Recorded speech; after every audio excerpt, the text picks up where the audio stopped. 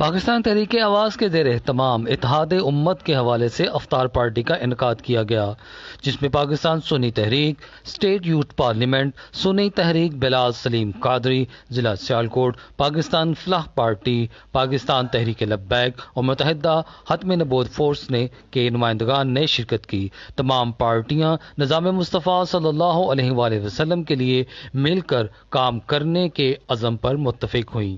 اس موقع پر مختلف تنظیمات کے نمائندوں نے اپنی آراء کا اظہار کیا۔ ملک عمر اعوان صدر اسٹیٹ یوتھ پارلیمنٹ ضلع سیالکوٹ کا کہنا تھا، اگر ہمیں دشمن کا مقابلہ کرنا ہے تو ہمیں ایک ہو کر کام کرنا ہوگا اور لبرل مافیا کو منہ توڑ جواب دینا ہوگا۔ اتحاد کے بغیر یہ سب ممکن نہیں، اس لیے ہمیں حضور صلی اللہ علیہ وسلم کی ختم نبوت پر اتحاد سے پہرا دینا ہوگا۔